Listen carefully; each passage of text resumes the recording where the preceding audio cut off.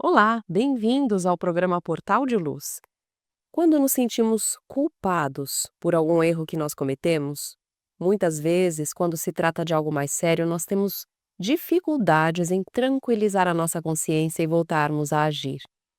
Podemos ficar paralisados na culpa, o que pode depois nos causar um gasto desnecessário de tempo e de energia que poderia ser utilizado justamente para o nosso próprio bem, para o refazimento daquelas atitudes erradas.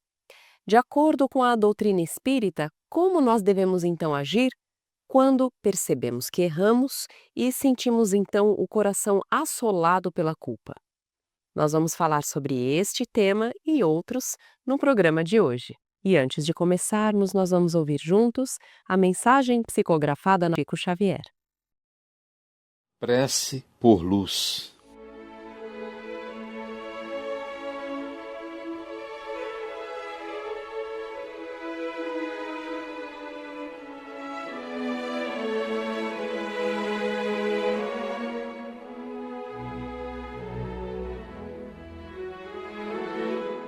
Senhor,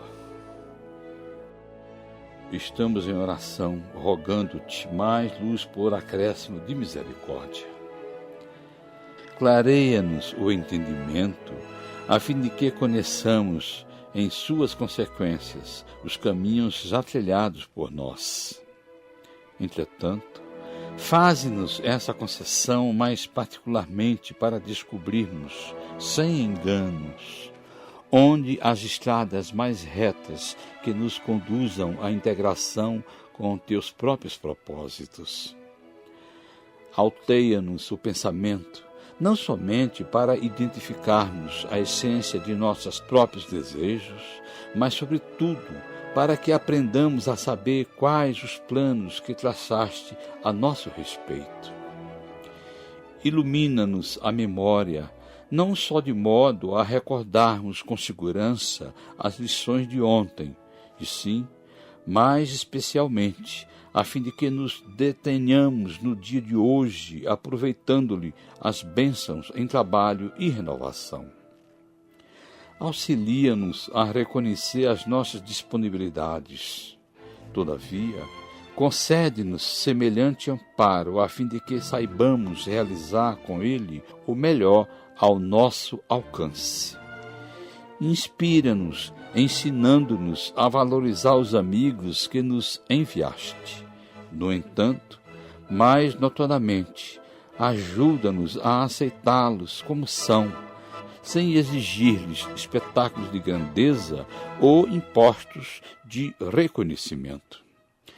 Amplia-nos a visão para que vejamos em nossos entes queridos não apenas pessoas capazes de auxiliar-nos, fornecendo-nos apoio e companhia, mas, acima de tudo, na condição de criaturas que nos confiaste ao amor, para que venhamos a encaminhá-los na direção do bem. Ensina-nos a encontrar a paz na luta construtiva, o repouso no trabalho edificante, o socorro na dificuldade e o bem nos supostos males da vida. Senhor, abençoa-nos e estende-nos as mãos compassivas em tua infinita bondade, para que te possamos perceber em espírito na realidade das nossas tarefas e experiências de cada dia, hoje e sempre. Assim seja. Emmanuel, Uberaba, 29 de agosto de 1972. Do livro Ceifa de Luz, a prece por luz de Emmanuel, através das mãos abençoadas de Chico Xavier.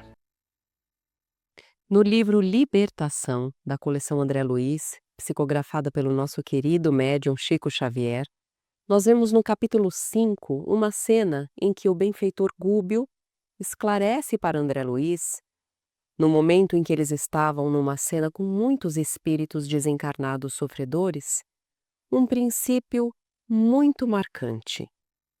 Vendo todos aqueles espíritos sofrendo em culpa, Gúbio diz o seguinte: a culpa e o remorso podem ser uma bênção que nos abrem os olhos e podem nos levar à melhoria de nós mesmos. Mas, se nós deixarmos que esses sentimentos se estendam por muito tempo, podemos abrir brechas para que os nossos credores e obsessores consigam nos manipular. Portanto, nós vemos que a culpa por atitudes que tomamos e que depois nós nos arrependemos não deveriam jamais ser motivo para nós ficarmos nutrindo por muito tempo um sentimento de arrependimento exagerado. Porque, diante dos nossos próprios erros, nós temos que, inicialmente, compreender que tomamos uma escolha que foi errada, que agora nós percebemos e que, assim que possível, nós deveríamos retomar a senda do bem. Muitas vezes é ali um importante momento abençoado de mudança para o bem. Quando a culpa e o remorso funcionam, pelo contrário, como um sentimento paralisante, que nos prendem ali naquele momento do passado que nós erramos e que fazem com que nós fiquemos remoendo aquele momento doloroso no qual nós não tivemos uma conduta a mais correta, podemos perceber também que nós vamos deixando de avançar na nossa senda evolutiva. Deixamos de aprender com aquele erro que seria algo muito salutar e útil para o nosso próprio espírito eterno. O erro pode levar a boas reflexões e a novas tomadas de decisão mais corretas a cada nova etapa. Portanto, por mais difícil que possa parecer, quando nós percebemos no nosso comportamento que cometemos um erro, seja ele o fato de nós termos magoado alguém, ou de termos tomado o caminho errado diante de uma escolha, ou nos deixamos levar pelo impulso, falamos de uma forma inapropriada com alguém, ou nos deixamos levar por valores errados e nos encontramos agora numa situação muito mais complexa. O arrependimento sincero e a reparação são os caminhos libertadores para a nossa própria evolução espiritual. Vamos lembrar das palavras do benfeitor Gúbio. Elas devem ficar muito claras na nossa mente. Nós podemos sentir culpa e remorso por algum tempo. Isso é a nossa própria consciência nos mostrando que erramos. Porque, por vezes, se torna difícil mesmo lidarmos com as consequências dos nossos próprios erros. Mas precisamos nos conscientizar de que ali, naquele momento, nós temos que começar a buscar forças para fazer diferente, para fazer melhor, usando aquele erro como uma inspiração para avançarmos focados no bem a fazer. Em um resumo, a visão espírita sobre culpa e remorso nos trazem as seguintes lições. Culpa punitiva não nos leva ao caminho do bem. Aquele peso mental, aquela autocobrança excessiva que são ocasionadas por essa culpa exagerada, não vão resolver o erro e funcionam como uma prisão íntima e, em muitas situações, facilitam sintonias espirituais maléficas para nós próprios. André Luiz, inclusive, nos relata, tanto no livro Libertação como em tantos outros, que muitos processos obsessivos se alimentam dessa culpa. Porque, afinal, nós somos cobrados por tantos outros erros do passado, não somente dos erros atuais, e esse nosso sofrimento, remoendo as dores, alimentam uma ilusão de vingança nos nossos obsessores. Outro ponto. O remorso a longo prazo acaba sendo destrutivo, uma forma de autopunição contínua que vai enfraquecendo as forças da alma, gerando desarmonias para o corpo e para a mente.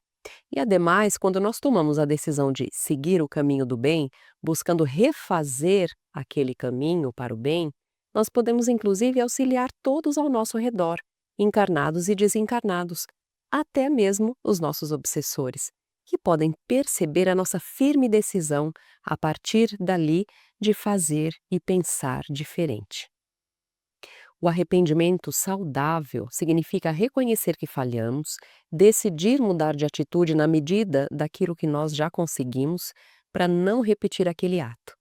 E a reparação do mal causado é indispensável para aliviar a nossa consciência e podermos então avançar na nossa compreensão sobre a vida.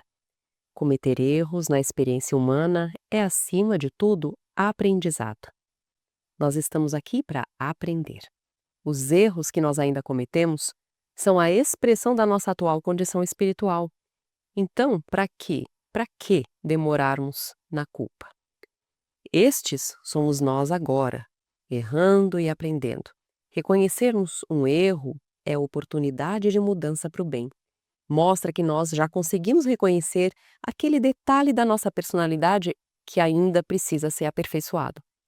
E assim, com humildade, nós vamos avançando em autoconhecimento. E também com humildade, nós vamos buscando agir de uma forma cada vez melhor, seguindo os ensinamentos do Mestre Jesus.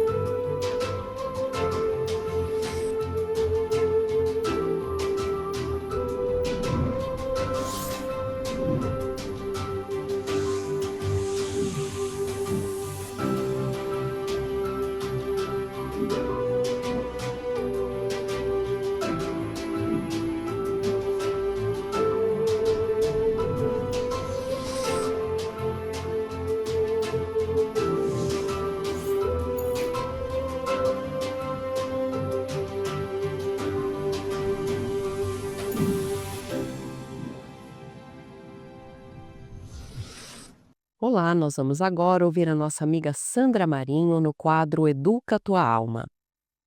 Olá, queridos amigos, queridas amigas. Se tem um sentimento pernicioso que podemos nutrir em relação a nós mesmos, é a vaidade. A vaidade decorre do convencimento de que possuímos dotes ou bens, dons, seja lá o que for, especiais. A vaidade, ela precisa do aplauso e da admiração alheia. E quanto mais incentivo recebe, mais engrandece. E qual é o mal nisto?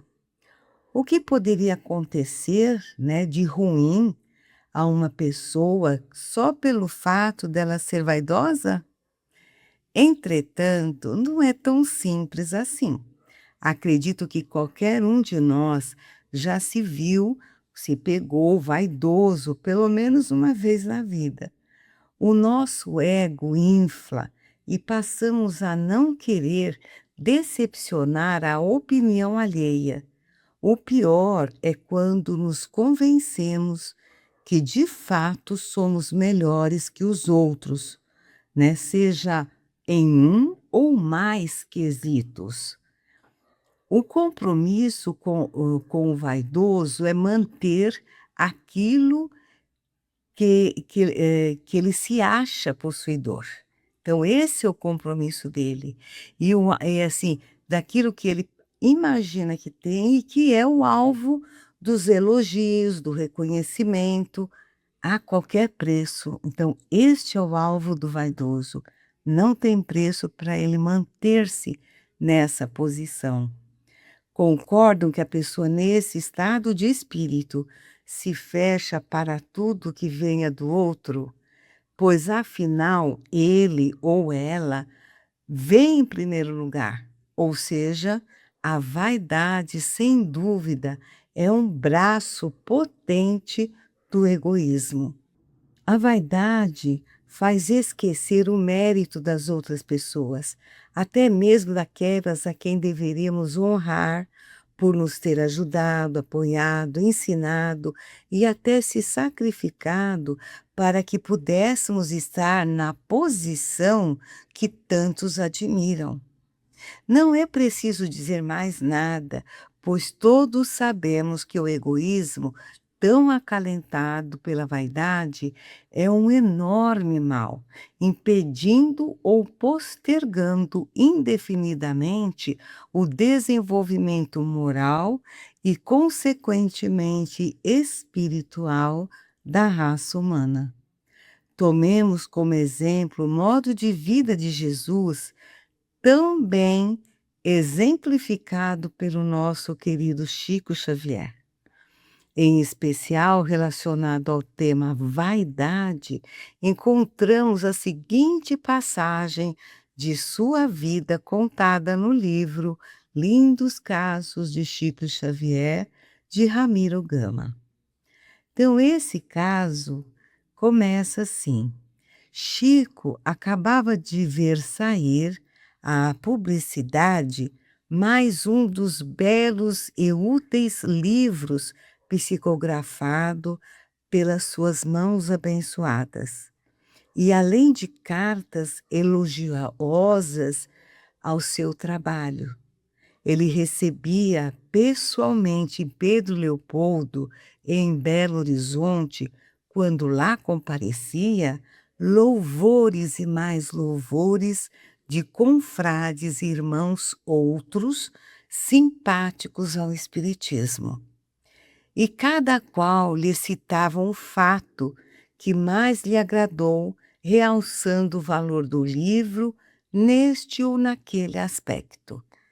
Chico andava atrapalhado por tudo isso, né, que falava esses confetes todos, né, sobre a sua pessoa. E em casa, sossegado dos aplausos, ele dizia para si mesmo: eu vou deixar de psicografar, pois eu sou um verdadeiro ladrão, roubando referências honrosas que não me pertencem. Os abraços, parabéns, os elogios que recebo cabem aos espíritos Emmanuel, André Luiz, Neio Lúcio, de tantos outros que são legitimamente os autores dos livros maravilhosos. Preciso dar um jeito nisso, pensava Chico.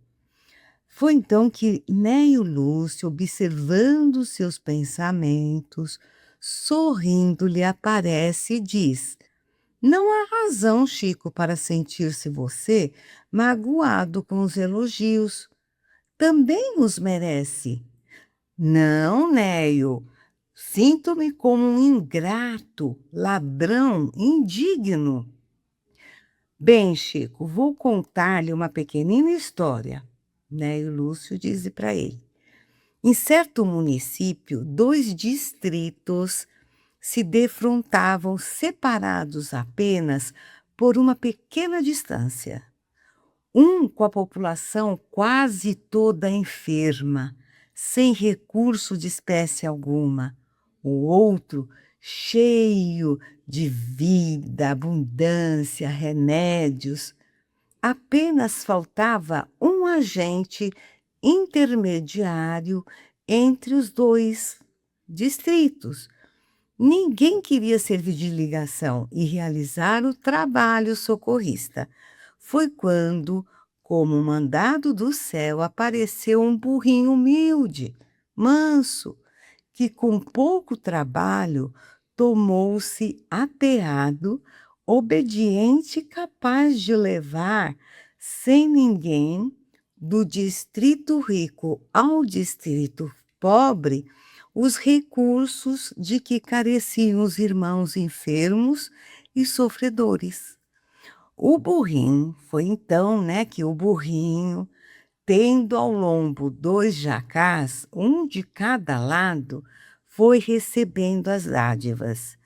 Num se colocaram-se os alimentos, no outro remédios, no outro roupas. Foi então que o colocaram na trilha e ele automaticamente lá ia para o distrito lazarento e faminto. Em pouco tempo, com toda a carga foi esvaziada e ele voltara como fora, alegre, satisfeito por haver cumprido um serviço salvacionista, abençoado, para repetir noutras vezes, quando necessário, a mesma tarefa. E esta tarefa era uma tarefa cristã de amor.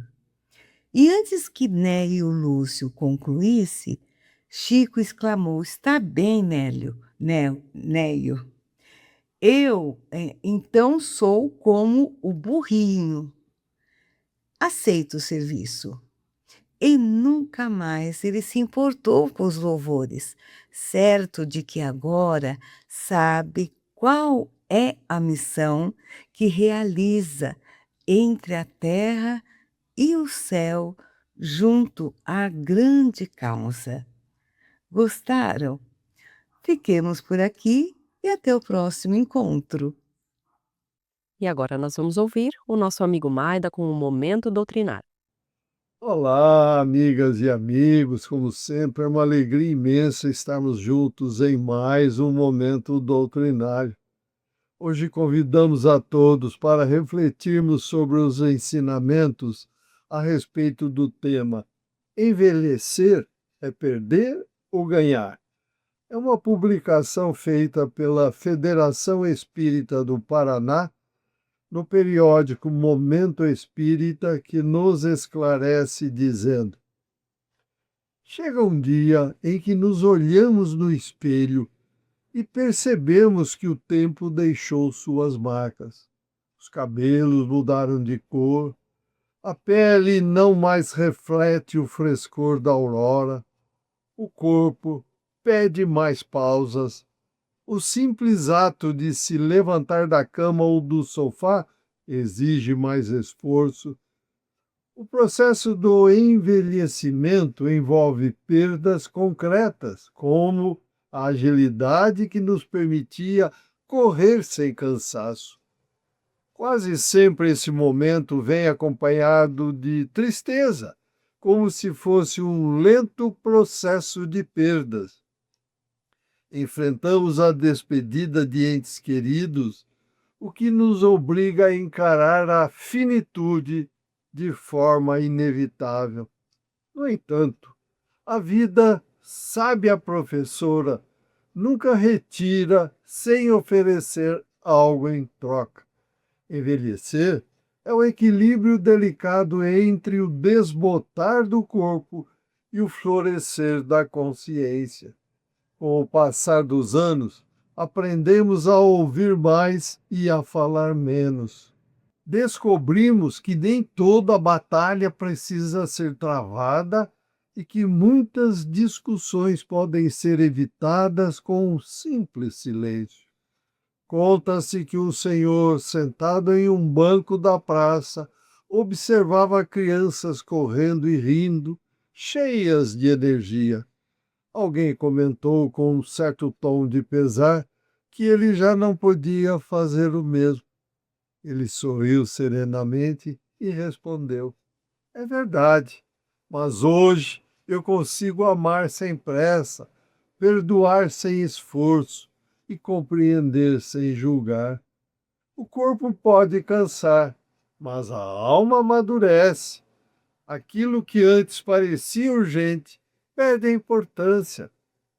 Os afetos sinceros, a consciência tranquila, o bem realizado ganham um novo significado. Jesus nos alertou sobre isso quando disse: Onde estiver o teu tesouro, aí estará também o teu coração. Durante muito tempo, colocamos nosso tesouro na aparência, na beleza, na força física, nas conquistas externas. Com o passar dos anos, aprendemos a guardá-lo em outro lugar, no amor que oferecemos, na paz que conquistamos, na bondade que espalhamos. É o momento em que a alma começa a se revelar com mais clareza, desprendendo-se pouco a pouco das ilusões do mundo material. Ganhamos a paciência de quem já viu o sol nascer e se pôr inúmeras vezes, compreendendo que a maioria das tempestades é passageira. Ganhamos a liberdade de não precisar da aprovação externa, trocando a máscara social pela autenticidade do ser. Ganhamos olhares mais brandos, a calma que antes nos faltava. Ganhamos amigos verdadeiros, aqueles que ficam. Ganhamos histórias para contar, memórias que aquecem o coração nos dias silenciosos. Ganhamos sabedoria para escolher o que realmente importa. Ganhamos filhos, netos e às vezes até bisnetos. Ganhamos abraços mais apertados, sorrisos que nos renovam as forças. Ganhamos ajuda e com ela a humildade de aceitá-la. Ganhamos a oportunidade de ensinar pelo exemplo. Ganhamos um novo jeito de amar, mais sereno, mais maduro, mais verdadeiro. Ganhamos a paz da consciência que aprendeu com a vida. E o momento espírita conclui suas colocações. Deixamos de ser colecionadores de momentos para nos tornarmos síntese de experiências. Perdemos o que temos para possuirmos quem somos. Então, envelhecer será perder ou ganhar. Amigas e amigos, esta mensagem permite-nos que façamos reflexões sobre a experiência pela qual já passamos inúmeras vezes, reencarnando nesta matéria impermanente e transitória, com o objetivo de resgatarmos os desatinos de vidas passadas e mais. Trata-se da oportunidade de crescimento para avançarmos nos aprendizados necessários para que um dia tenhamos o mérito de retornar à nossa origem, Deus, para receber tarefas grandiosas. Então, não nos foquemos no fato do corpo físico estar envelhecendo, mas sim nas reflexões e aprendizados do que fizemos de bom e do que possamos fazer aos familiares, amigos e a todas as pessoas com as quais estamos convivendo. Tenhamos sempre Jesus e seus ensinamentos e exemplos em nossa mente e atitudes para a nossa elevação mental, moral e espiritual, sempre através do amor, da instrução e da caridade, pois sem essas qualidades não haverá a necessária elevação. Então, amigos e amigas, vamos trabalhar, trabalhar, trabalhar sem cessar. Agradecemos a todos pela companhia e os convidamos para que continuem a acompanhar o Portal de Luz e que compartilhem esses nossos estudos nas redes sociais. Desejamos muita saúde, paz, equilíbrio e amor no coração. Até o próximo encontro. Boas reflexões. Um forte abraço a todos. Fiquem com Deus. Nós estamos encerrando o programa de hoje por aqui e desejamos a todos uma ótima semana com muitas realizações no bem. Muito obrigada e até o próximo programa.